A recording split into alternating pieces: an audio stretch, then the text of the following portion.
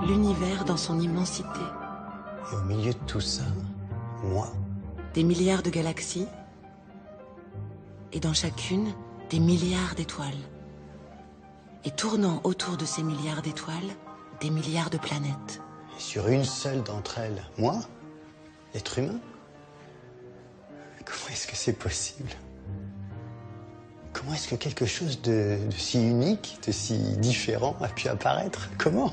Oh, ça va, t'es pas si exceptionnel. Bon bah, pour qui tu te prends pour me parler comme ça, toi? Je suis ta petite voix intérieure. Tu sais, celle qui a toujours raison. Ouais, celle dont je me rappelle quand c'est trop tard, ouais, je te connais.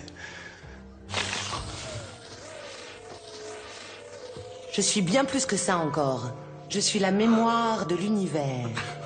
Et de tout ce qu'on trouve dedans. Eh ben, madame. Je peux t'en parler parce que je le connais d'aussi loin qu'il existe. Allez, viens. Laisse-toi aller.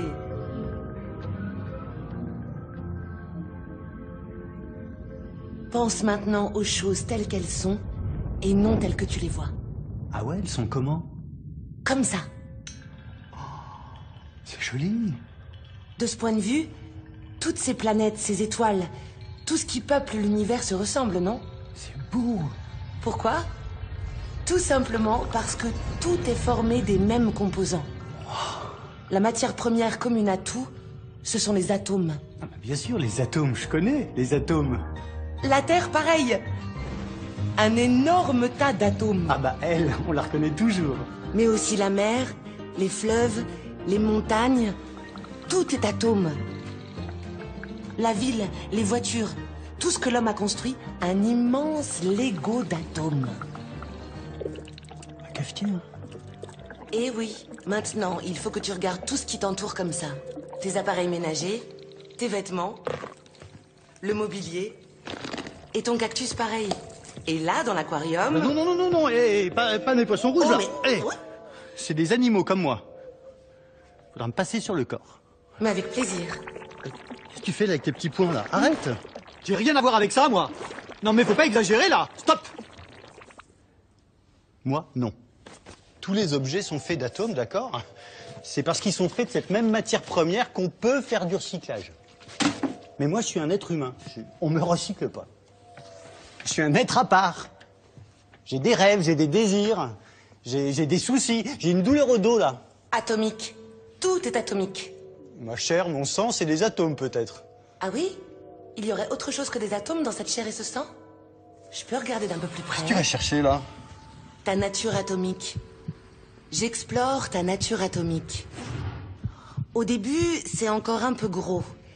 Il y a l'épiderme, des fibres musculaires. Mais de quel droit tu pénètres mon intimité? Si je m'enfonce un peu dans tes muscles, je trouve des cellules. En creusant un peu plus, un noyau. Qu'est-ce que tu trouves? Des chromosomes. Et encore un étage plus profond, l'ADN. Tu sais ton patrimoine génétique. Cette grosse molécule est un long collier composé lui-même de molécules plus petites. Les bases de l'ADN. Oui, je connais l'ADN. Et de quoi sont faites ces bases? D'atomes. Des assemblages d'atomes. Du carbone, de l'hydrogène, de l'oxygène, de l'azote. C'est pareil pour les protéines. Un assemblage d'acides aminés composés eux-mêmes d'atomes. Bon, sors de là, maintenant. D'accord, d'accord. Tiens, j'en profite. L'os, là. C'est une structure à base d'atomes de... D'atomes d'os? Ça s'appelle des atomes de calcium. Un type d'atome parmi ceux qui composent ton corps. Y a rien d'autre à chercher là-dedans. Tu es tout atome. Il y a quand même une différence entre cette chaise et moi. Ma conscience atomique, qu'est-ce qu'elle en dit? Elle en dit que la différence fondamentale, c'est l'assemblage des atomes. Accroche-toi, ça va secouer.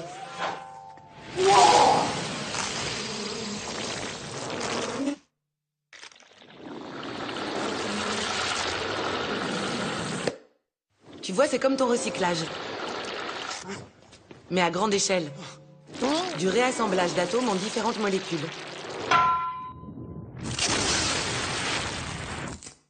En récupérant une partie des atomes dont tu es fait, on peut fabriquer beaucoup de choses.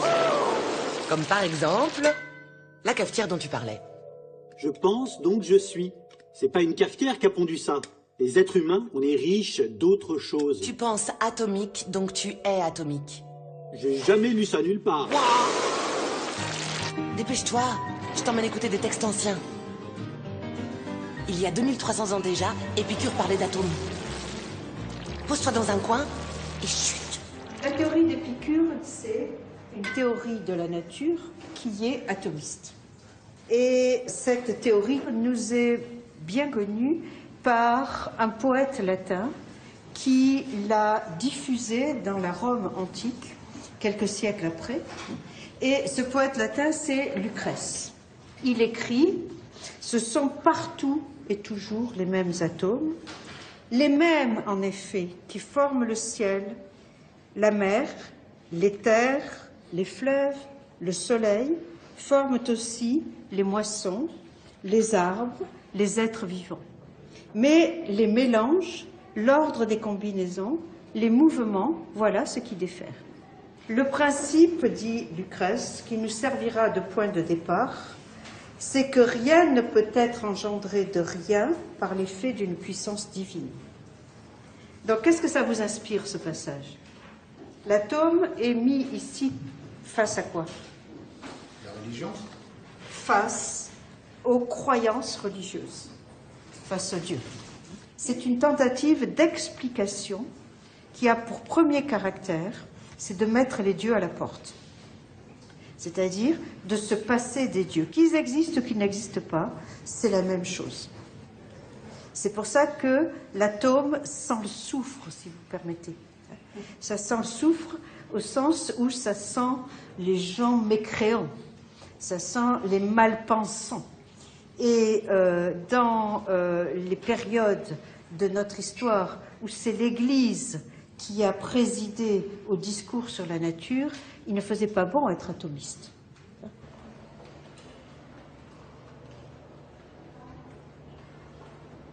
L'histoire de l'atome, c'est quand même 2500 ans à peu près d'histoire depuis Démocrite au 5e siècle avant Jésus-Christ jusqu'aux nanotechnologies qui permettent de voir et manipuler aujourd'hui les atomes.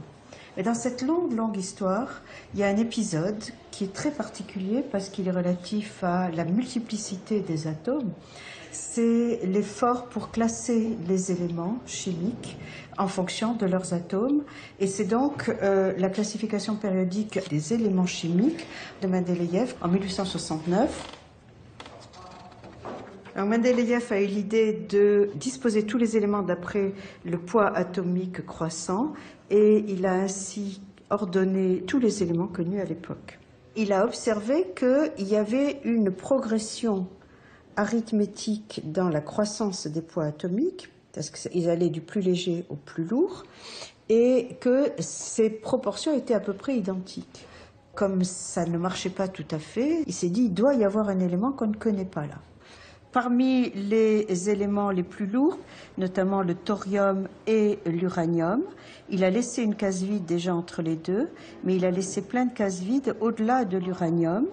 La nouveauté, c'est que vraiment il a embrassé tous les éléments connus à l'époque, non seulement les éléments connus, mais ceux qui étaient à découvrir.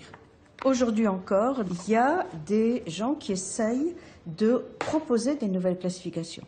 Mais il reste que dans tous les laboratoires de chimie, la classification standard, c'est celle-ci qu'on trouve partout, accrochée, qui est une sorte de charte de la chimie, et vous la trouvez de Paris à Berkeley, en Chine, partout. C'est vraiment la charte universelle, une sorte d'alphabet de la matière. Et tout s'est passé comme Mendeleïev l'avait prévu? Depuis cette époque, plus personne ne conteste cette vision d'un monde fait d'atomes. On l'appelle le tableau de Mendeleïev. Et ça fait combien d'atomes au final? Une centaine de types d'atomes différents, dont 92 présents naturellement sur Terre. Des petits et des gros, des rares et des fréquents, des agités et des calmes. Et tout ça, c'est dans moi? Non, pas tout, non. Mais une bonne partie, oui.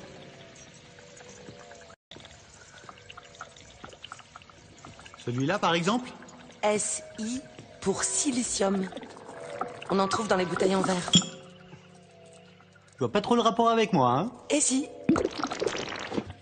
C'est un composant important de ta peau et de tes artères. Ah bah, le fer, bah, je connais le fer. J'en ai dans ma cafetière. Ou encore dans l'hémoglobine de ton sang. Ah, c'est pour ça que j'ai une santé de fer. Attends, me dis rien. C'est comme carbone? On peut tout faire avec ça. J'avais bien dit que j'étais exceptionnel. Désolé mon vieux, mais chez toi c'est pas des diamants. C'est plutôt ton cholestérol. Oh, Ça, le freux. J'adore le freux. J'en ai dans mon corps, non? Ah non, c'est bien trop rare mon vieux. C'est du francium. Aux dernières nouvelles, il n'en existe que quelques grammes à l'intérieur de la croûte terrestre. Une dizaine en tout. bon, et j'en ai combien au total de cette collecte dans mon corps? Une vingtaine d'éléments chimiques. L'azote, l'hydrogène, l'oxygène, le potassium, le manganèse. Si je devais te décrire... Ah bah, tu dirais que je suis un homme d'environ 40 ans, blond, aux yeux bleus, l'air vif et intelligent, à qui on la fait pas, que je Non, recherche... moi, si je devais te décrire, j'utiliserais une autre formulation. Quelque chose comme ça. H 15750, N 310, O 6500, C 2250, CA 65, P 48, K13, S 15, NA 10, CL 6, MG 3, On peut FE1. pas réduire un être humain à une formule chimique. Tu connais vraiment rien aux hommes. Hein. La larme au coin de mon œil, c'est des atomes, ça? La larme au coin de mon œil, c'est du sentiment, ça, madame? La larme, c'est de l'eau. Donc plein d'atomes d'oxygène et d'hydrogène. Et en plus, c'est plein de sel. Donc plein d'atomes de chlore et de sodium. Il y a quand même une différence entre tous ces atomes et moi. Eh ben non. Regarde. Si on analyse ta bouteille de lait, on y trouve du carbone et de l'hydrogène. Et si on assemble différemment ces atomes, tu sais bien ce que l'on peut fabriquer. Oui, je sais. Une manche d'anorak. Et pour la cafetière, c'est encore plus simple, non? Tu vois? Eh ben dis donc, on s'amuse bien avec le recyclage. Ton poisson rouge, c'est pareil. Sauf que ça prendra plus de temps. Composé d'atomes de carbone, d'hydrogène, de phosphate, que des atomes. Lui aussi se recycle. Le vivant, donc, comme le non-vivant, tout se recycle. Quand même, j'ai bien un truc à part. Un atome qui fait que je suis si particulier. Un atome qui n'existerait que chez toi? Non mais tu rêves. Avec ces 92 éléments chimiques, tous les jours on refait le monde. Allez, suis-moi. Ici. Là, viens. Par ici. Eh, tu veux pas me remettre ma tête de tous les jours?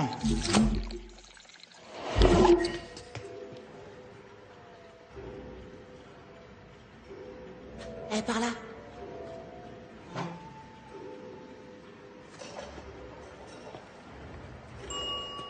Moins 1 milliard d'années. Moins 2 milliards d'années. Pour le vivant, cette histoire de recyclage a commencé dès son apparition sur Terre.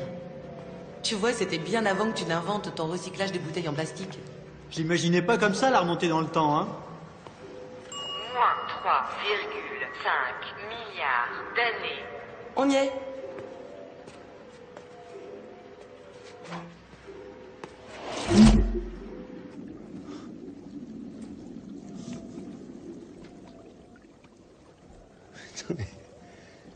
C'est quoi ces machins-là?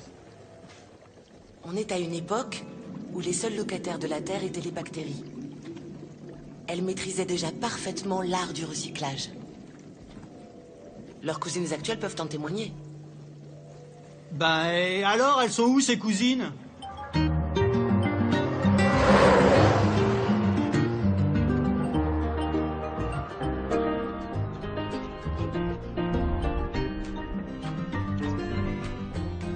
Tu vois toutes ces roches blanches là? Ce sont des bactéries qui les fabriquent. Des bactéries qui sont les cousines des premières locataires de la Terre. Et tu vas voir qu'aujourd'hui encore, elles ne font que du recyclage.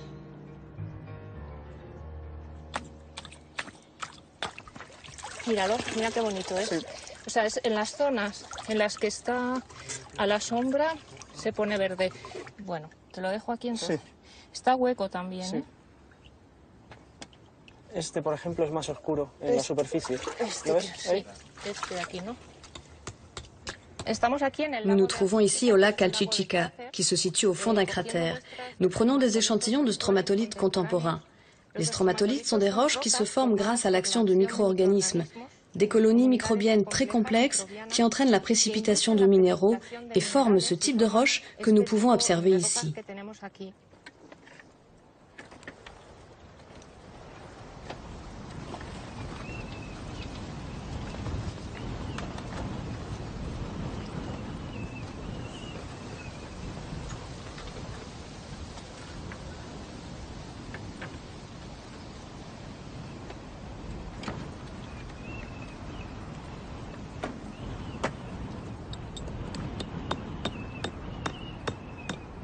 Ya. Foto, foto. No sé yo. Sí, ¿me podéis hacer una foto? Mira cómo es. ¿Qué te parece? Completamente negro. Vamos a ver si hay... Nous allons tout d'abord voir quels minéraux la composent, puis nous verrons s'il y a des micro-organismes qui peuvent jouer un rôle dans la dégradation des minéraux et dans la transformation que nous observons. Il existe des bactéries qui font cela. En effet, elles peuvent transformer certains minéraux en d'autres minéraux par altération des premiers. Ce serait donc une belle démonstration de la manière dont les bactéries peuvent également transformer le monde minéral.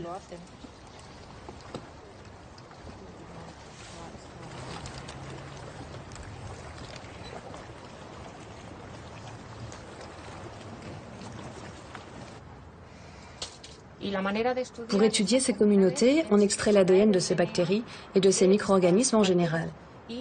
Puis nous analysons la séquence d'un gène marqueur qui constitue en quelque sorte la carte d'identité des différents micro-organismes. Grâce à ce type d'analyse moléculaire, nous avons pu observer qu'il existe réellement une extraordinaire diversité de bactéries. On parle ici de plusieurs centaines d'espèces. Ce qui est intéressant, c'est que la grande diversité d'espèces correspond à des groupes fonctionnels précis. On peut le voir ici, où on voit une série de couches de couleurs différentes. Dans la première couche, nous avons des organismes qui fixent le carbone du CO2 grâce à la photosynthèse. Ensuite, nous avons une série de couches qui correspondent à des zones de croissance des années précédentes et qui sont colonisées en grande partie par des bactéries qui consomment les produits organiques, la matière organique fixée par ces bactéries photosynthétiques. Avec ces bactéries, on voit qu'il y a un échange de produits métaboliques. Ce que je consomme et que je rejette sera consommé par mon voisin. Il s'agit donc d'un perpétuel échange de matière organique. C'est un recyclage perpétuel. D'une certaine manière, c'est ce que font les bactéries sur la planète depuis que la vie est née il y a plus de 3,5 milliards d'années. Ce sont véritablement elles qui font vivre la planète. Elle est géniale, ma famille. Il n'y a qu'elle pour faire des choses pareilles. Oublie pas non plus ta cousine issue de Germain. Là, celle qui brille. La vie, c'est unique. C'est bien ce que je disais. Nous sommes vivants.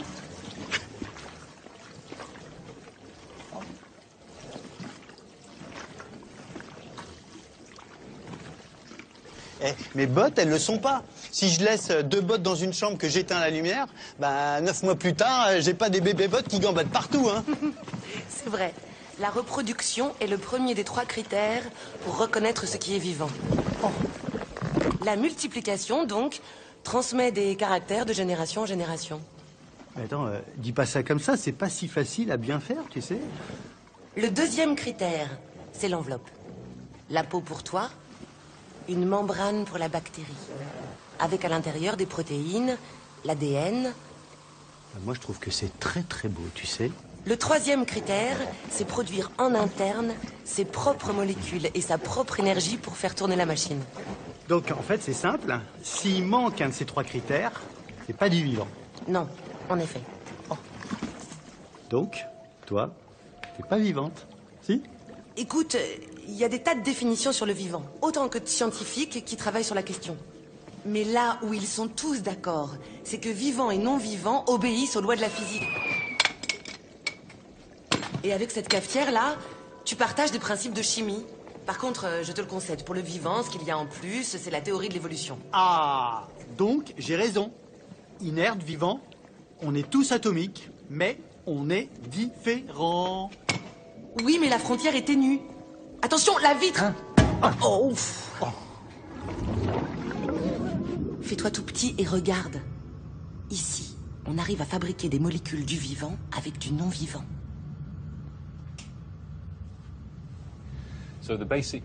L'unité de base de tout être vivant, c'est la cellule. Dans sa forme la plus simple, la cellule est une enveloppe composée de lipides. Au sein de cette enveloppe, on trouve diverses macromolécules, le matériel génétique qui peut être soit de l'ADN, soit de l'ARN. L'ARN comporte ces 4 bases. On trouve aussi d'autres macromolécules comme des protéines qui sont composées de différents acides aminés. Et ce que l'on essaye de faire, c'est voir s'il serait possible d'utiliser la chimie pour essayer de recréer en laboratoire ce qui aurait pu se passer aux premières heures de la Terre et ainsi produire la première cellule vivante. Ces expériences ressemblent un peu à de la cuisine. On mélange différents composants, différents ingrédients et on voit si l'on peut les assembler. Ici, nous avons une des petites molécules qui constitue l'ARN. On voit que cette molécule est composée de 2 morceaux qui ont été assemblés. Pendant de nombreuses années, les scientifiques ont essayé de fabriquer ces petits morceaux et de les rassembler, mais cela ne fonctionne pas. Ce que l'on a observé, c'est que si l'on prend 2 morceaux plus petits encore et que l'on fait d'abord ça, qu'ensuite on les assemble et qu'enfin on fait ça, alors on peut créer la molécule. Et ces 2 morceaux sont du glycolaldéhyde, un sucre très très simple, composé de seulement 2 carbones, 2 oxygènes et 4 hydrogènes, ainsi que du cyanamide, composé d'1 carbone, 2 azotes et 2 hydrogènes. Maintenant, je vais mettre dans le flacon les réactifs qui remplacent les produits chimiques présents dans le sol. D'abord le premier, puis le second. Ce sont donc les produits chimiques présents dans le sol au commencement de la Terre. Ajoutons maintenant de l'eau pour recréer l'effet de la pluie. Nous avons donc là une petite mare sur Terre où les produits chimiques se dissolvent dans l'eau. Nous allons le mélanger et augmenter la température jusqu'à obtenir une réaction. En fait, c'est un peu comme pour une mare sur Terre qui se réchauffe par une journée chaude.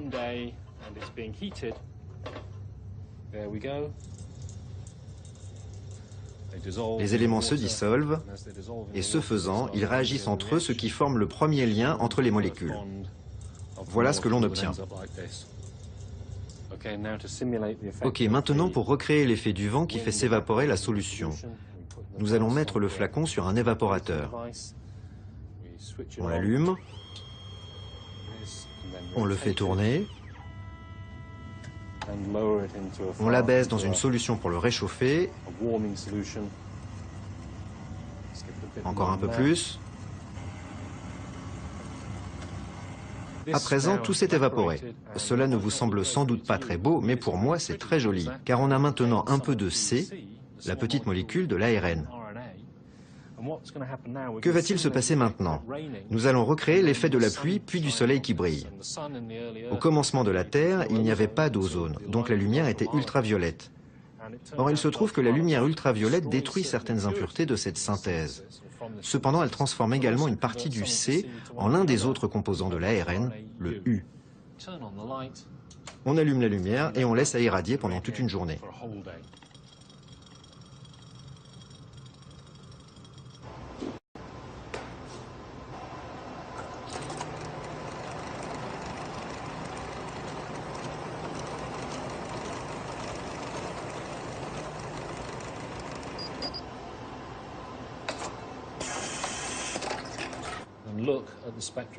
Voyons le spectre,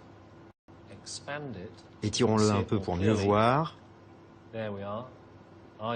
Grâce à la disposition des pics sur le spectre, je peux voir que nous avons surtout créé un mélange de C et de U. Nous souhaiterions également créer du A et du G. Mais si nous voulons créer tout ce dont nous avons besoin pour faire une cellule, nous devons aussi fabriquer les acides aminés qui sont les composants des protéines, sans oublier les lipides. Mais l'histoire ne s'arrête pas là, car en fait, une fois que vous avez créé ces briques, il faut encore les assembler au sein d'une molécule plus grande. Nous pensons que cela requiert un procédé de séchage et de chauffage suivi d'une réhydratation, le tout effectué plusieurs fois, comme une sorte de recyclage en somme. Nous pensons en outre que si ces réactions se produisaient en différents lieux et que ces cycles se répétaient en réunissant toutes les conditions énoncées, à terme, étant donné que le système se réhydrate et que les différentes mares se mélangent, on disposerait d'un environnement propice pour produire une enveloppe de lipides qui renferme les molécules génétiques ainsi que les protéines. Or, c'est ce qui constitue l'origine de la vie. Je ne suis qu'un pauvre tas d'atomes, parfois inertes, parfois vivants. Je ne suis qu'un tas, quoi. Heureusement que les atomes n'ont pas tes états d'âme. Si je te demande d'où ils viennent, tous mes atomes, c'est un état d'âme aussi? Suis-moi sous terre.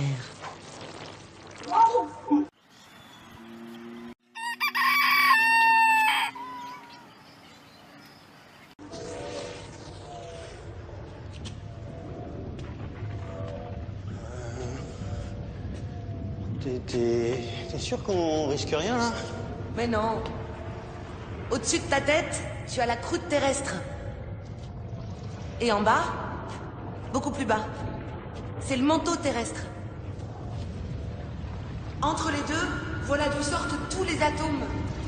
La Terre est une grande usine à recycler. Un recyclage permanent qui fait remonter à la surface nos atomes par milliards de milliards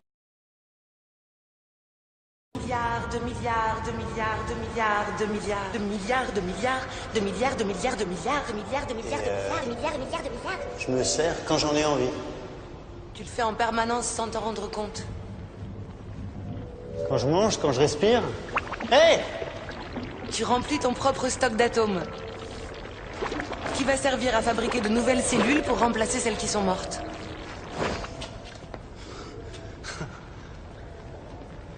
La somme des atomes dont je suis fait est en permanence renouvelée. Mais il y a des exceptions aussi rares que fantastiques. Certains atomes sont là depuis ta naissance. Tu vas voir, tu vas te trouver définitivement beaucoup moins exceptionnel. Il était une fois un atome de carbone. Celui-là, là, qui est dans l'un des poils de ton bras. Avant d'être dans ton poil, il était déjà dans ton corps à ta naissance ailleurs. Mais mieux, il était présent dans l'ovule de ta mère quand il a été fécondé. Ta mère avait capté cet atome en absorbant une molécule de dioxyde de carbone qui volait dans l'air lors d'une promenade à la montagne. Cette molécule était dans l'atmosphère terrestre depuis près de 2000 ans, depuis que le Vésuve l'avait recraché lors de la terrible éruption du 24 août de l'an 79. Avant ça, ce carbone avait macéré pendant des centaines de milliers d'années dans le magma souterrain. Il était arrivé dans ce magma après un voyage de plusieurs millions d'années depuis la surface de la Terre. Il venait de la décomposition d'un diplodocus. Bon, ce diplodocus avait avalé ce carbone présent dans une algue qu'il avait trouvée dans une eau boueuse.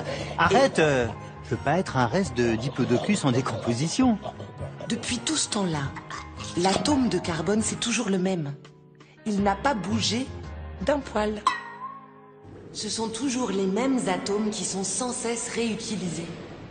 Et c'est valable aussi pour les 92 éléments chimiques que l'on retrouve naturellement sur Terre. Mais dis-moi, si la Terre ne produit rien, si elle n'est qu'une simple usine de recyclage, les atomes, eux, ils viennent bien de quelque part. La matière première dont nous sommes faits, ma cafetière et moi, elle vient d'où? De l'espace. Les 6 millions de milliards de kilogrammes d'atomes que pèse notre planète, la Terre, sont venus de l'espace. Et tu sais quoi? Des atomes, il en arrive encore tous les jours. Une livraison par Météor Express.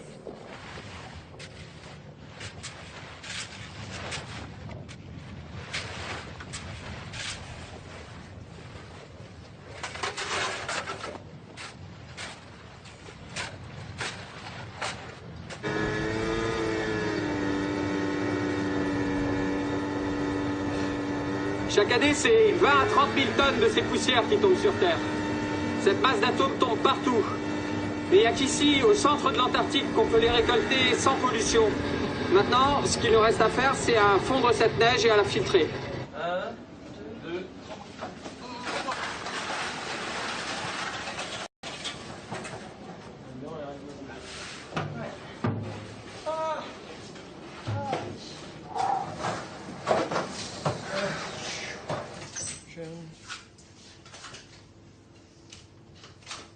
alors,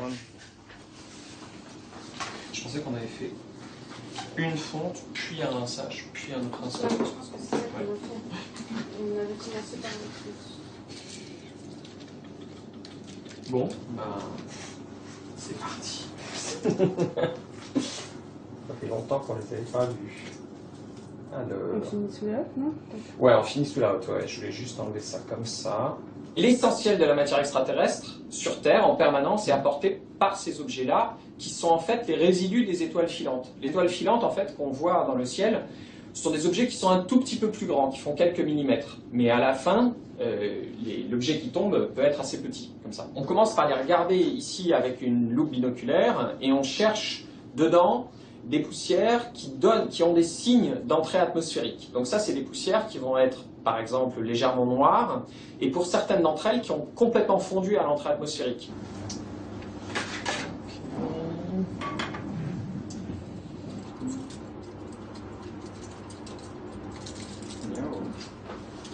Ah, oula. Alors, attends. C'est pas super propre, hein. Voilà.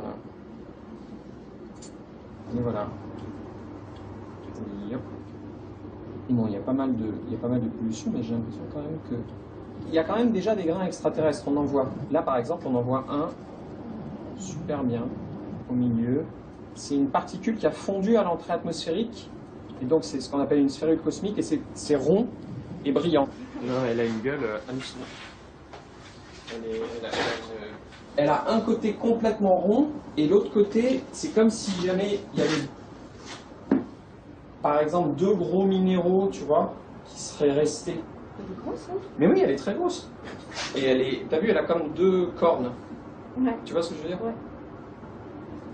Ce qu'on peut juste voir, c'est que c'est un objet intéressant, et c'est un objet qu'on n'en voit pas très souvent. Donc du coup, là, on va l'extraire, on va le mettre sur ce qu'on appelle un stock, c'est-à-dire une petite pastille d'aluminium, et ensuite on va aller le regarder au microscope électronique à balayage.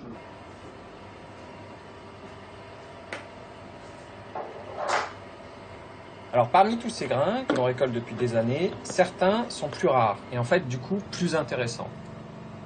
Donc là en fait on va aller voir un fragment de micrométéorite. Donc ici ça fait à peu près 1 mm. Et donc on a nos grains alignés et maintenant on va zoomer. Alors si tu zoomes, voilà, ouais, on va aller sur ce grain là. Voilà, donc ça c'est le type de grain qui nous intéresse. C'est un grain qui n'a pratiquement pas fondu à l'entrée atmosphérique.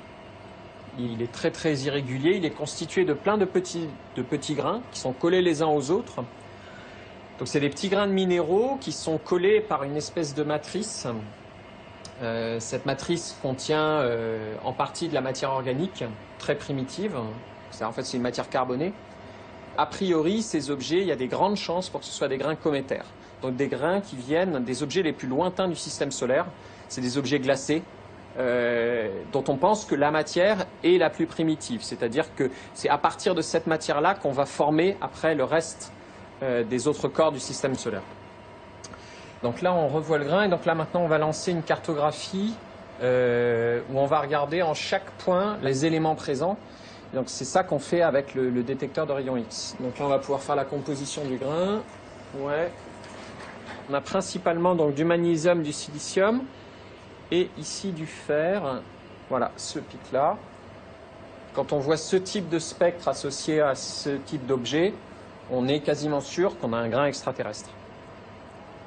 Au fond, en fait, la Terre elle-même est constituée d'une matière qui est extraterrestre, au sens où elle prédatait la Terre.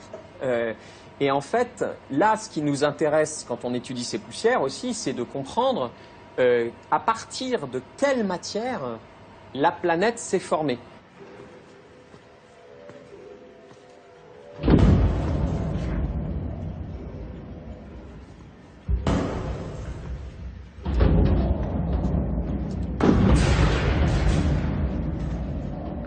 a plus de 3,9 milliards d'années, la Terre a connu de terribles pluies de météorites.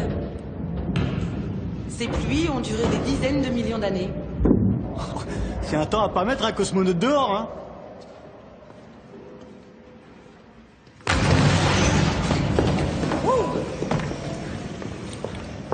Une bonne partie des atomes présents aujourd'hui sur Terre est arrivée avec ces météorites. Les atomes étaient alors assemblés dans les molécules de ces blocs. Il y avait notamment des molécules d'eau. C'est-à-dire de l'hydrogène et de l'oxygène. Mais pour la majorité des atomes qui t'entourent aujourd'hui, ils viennent encore d'ailleurs. Allez, c'est par là. Allez, viens.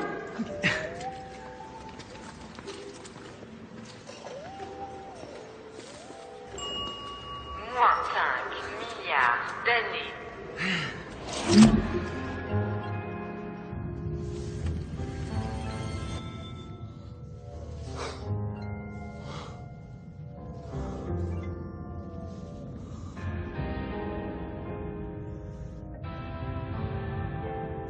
À cette époque, tous les atomes du vivant et du non-vivant, tout ce qu'héberge la Terre aujourd'hui, tout est en train de flotter dans l'espace. La Terre, justement, elle est où? Devant toi. Là, devant toi. À l'état de poussière.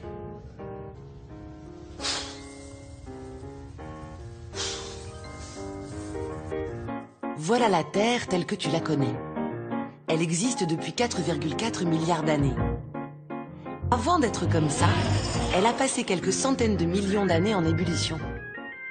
Et avant d'être une planète? Ce n'était qu'une myriade de gros amas de matière de plusieurs dizaines de kilomètres de diamètre.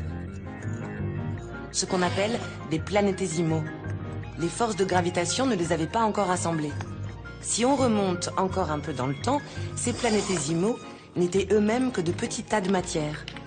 Des embryons de planétésimaux. Là encore, les forces de gravitation n'avaient pas fait leur travail d'assemblage. Et avant encore, de simples poussières stellaires plus ou moins condensées. Eh bien, ces bouloches de poussière, ce sont des agglomérats de molécules. Des molécules composées d'atomes. Ce sont ces atomes qui constitueront tout ce qu'on retrouve aujourd'hui sur Terre. On parle du vide interstellaire, on ferait mieux de parler du plein interstellaire. Hein. Ces poussières composent l'univers comme elles vous constituent, très cher. Je suis un tas de poussières recyclées qui viennent de l'espace. C'est ça. Ça fait rêver. Mais les atomes qui forment les poussières, qui remplissent l'univers, ils viennent d'où, eux? Tu vois la lumière blanche, là, derrière toi? La super étoile, là, celle qui brille plus fort que les autres? C'est une supernova. Une étoile en fin de vie qui est en train d'exploser. Ah, quel rapport avec mes atomes? Comment je les retrouve dans tout ça, moi? Comme ça.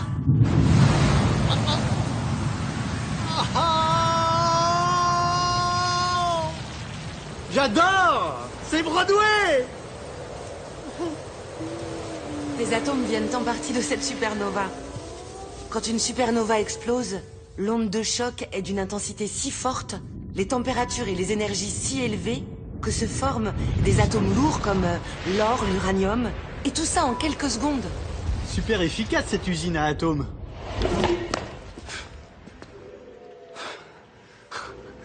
Elle est déjà finie, la supernova partie? T'as déjà eu de la chance. Une supernova, c'est super rare. Attends, s'il y a seulement certains atomes qui sont créés pendant ces explosions, les autres atomes, ils sont fabriqués où et comment? Allez, viens. Remontons encore un peu le temps pour aller voir ce où et ce comment. Moins 12 milliards d'années. Je suis prêt. Alors les autres atomes, ils viennent d'où? D'un oignon. Ouais, c'est ça, et moi je suis une patate. Attrape plutôt cette étoile, patate. La très grande majorité de tes atomes viennent d'étoiles qui ont connu une fin de vie beaucoup plus calme que les supernovas. Ah, parce que ça, c'est une étoile. Les étoiles ont une structure qui ressemble à une série de pelures d'oignons. La première pelure, c'est de l'hydrogène. Elle est très épaisse. Puis, il y a la pelure d'hélium. Oh, un peu plus fine. Puis celle de carbone, d'oxygène, etc. Et pour finir, au centre de l'oignon, une petite bille de fer. La petite bille de fer est en fait une cendre, issue notamment de la combustion du silicium, qui est une cendre de la combustion de l'oxygène. Une cascade de combustion? On dit combustion, on devrait dire fusion. Car dans le cœur de l'étoile, entre la gravitation et les très hautes températures, les éléments fusionnent entre eux et forment de nouveaux éléments de plus en plus lourds. C'est la nucléosynthèse stellaire. Stellaire parce que ça se passe dans l'étoile. À la fin de leur vie, certaines étoiles s'affaissent sur elles-mêmes et laissent s'échapper les atomes.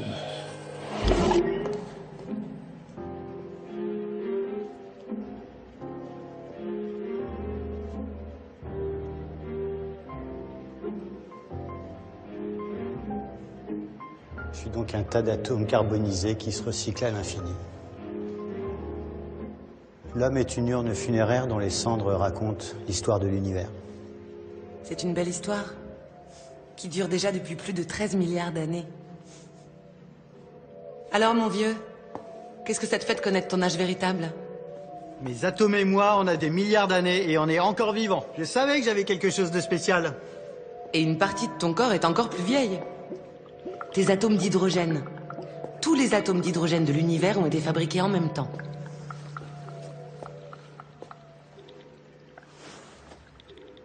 Date de mise en service, moins 13,8 milliards d'années. Il vient d'où mon atome d'hydrogène? Suis-moi.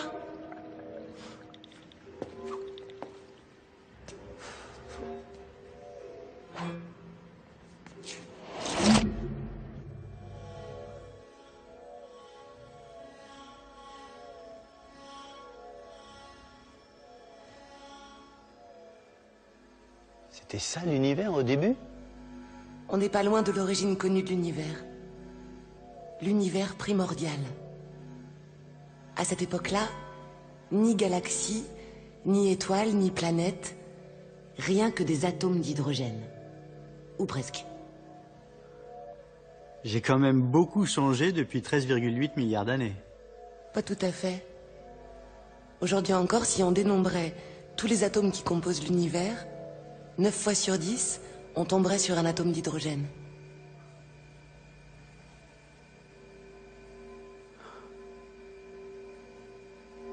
Au commencement était l'atome d'hydrogène. Que tu crois, mon ami. Viens voir à peine 100 000 ans plus tôt.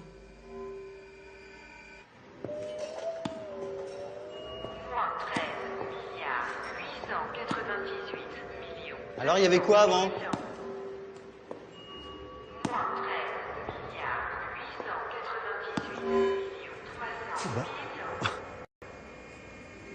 Qu'est-ce qui lui est arrivé à mon atome d'hydrogène? Avant, il était comme ça, dissocié. Séparé en deux morceaux? En deux particules, un proton et un électron. Démocrite disait « Il n'y a pas plus petit que les atomes ». Bah finalement, il avait tort. Je croyais être un mécano d'atomes, je suis un mécano de particules. En fait, je suis un mécano de mécano. T'es mignon comme ça. Et en plus, certaines de tes particules, comme le proton par exemple, sont faites de particules encore plus petites. T'es prêt?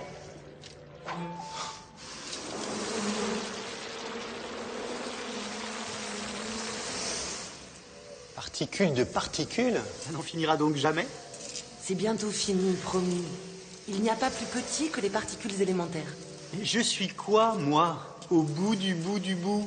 Il y avait le tableau de Mendeleïev avec les 92 types d'atomes. Eh bien, il en existe un autre plus épuré, le tableau des particules. 17 particules qui résument le monde. Et moi dedans. On peut dire que tu es un tas de triplets de quarks collés ensemble par des gluons qui se font tourner autour par des électrons. En plus, tu te fais traverser par des neutrinos, des muons et des taux. T'es sûr que t'as rien oublié? Ah si, on te voit grâce aux photons et il y a des bosons qui planent au-dessus de toi. Un tas de triplets de quarks collés ensemble par des gluons. Oui, ça, c'est précisément le proton de tes atomes. Ces particules, elles sont vraiment bourrées d'énergie.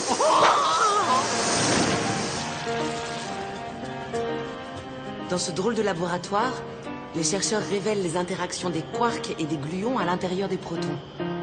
Et cela grâce à un faisceau d'énergie produit par un accélérateur de particules. Moi, j'ai pas du tout envie d'être accéléré, hein. T'inquiète pas, aujourd'hui le faisceau est à l'arrêt.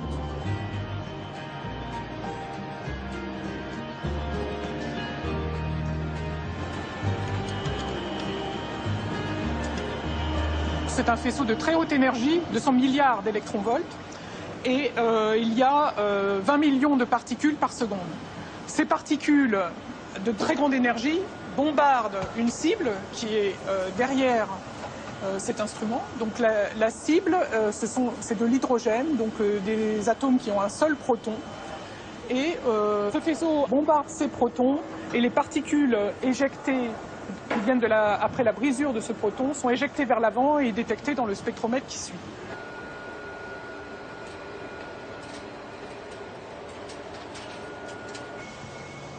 Donc ici, on a un premier élément du spectromètre qui est un aimant avec un champ dipolaire, c'est-à-dire les particules chargées qui traversent cet aimant sont déviées à droite ou à gauche suivant leur charge électrique et plus ou moins suivant leur énergie. Leur trajectoire est mesurée avant et après la déviation. De cette manière, on peut mesurer l'énergie de ces particules. Plus loin, cette grosse citerne contient un gaz qui permet de mesurer la vitesse des particules. Et grâce à tous ces éléments, pour chaque particule, on peut reconstituer, recalculer sa masse. Et donc, on a identifié toutes les particules qui sont sorties. Donc, l'installation est immense, hein, ça fait 60 mètres.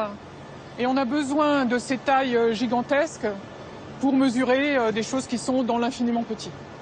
Alors nous, ce qui nous intéresse, c'est le proton, sa structure interne. Alors le proton, il est constitué principalement de 3 petites boules qui sont des quarks et qui sont maintenues à l'intérieur, confinées grâce à des autres particules qui sont des gluons, qui les maintiennent assemblés. Et ce qu'on étudie, c'est l'agencement de ces particules à l'intérieur du proton et toutes leurs propriétés.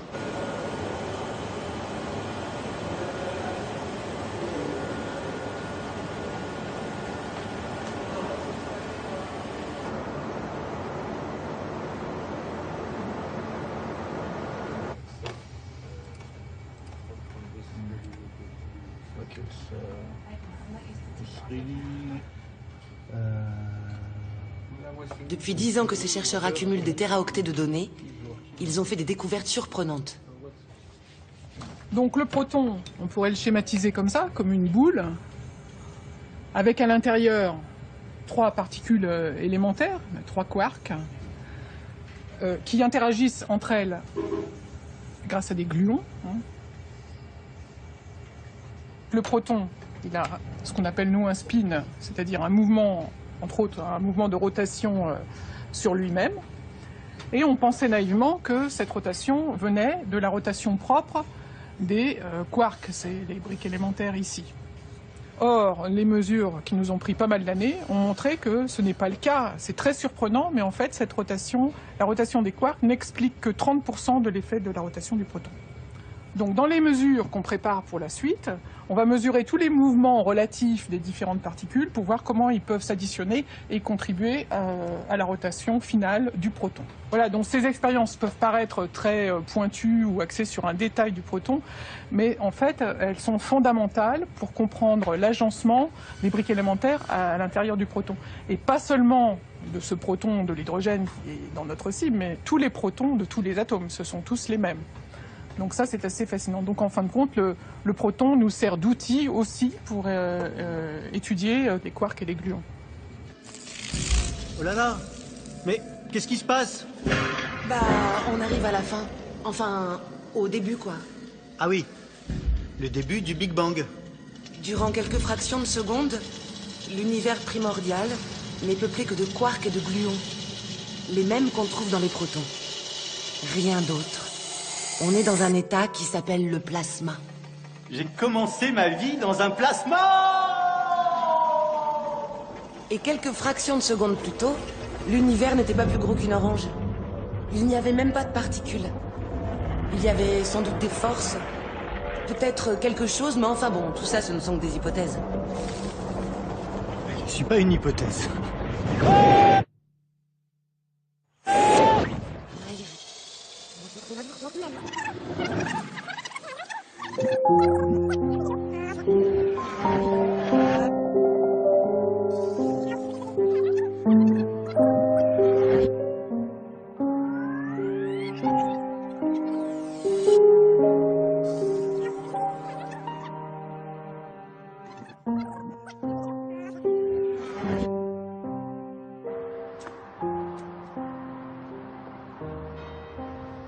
galaxies aux êtres vivants, tout n'est qu'assemblage d'atomes.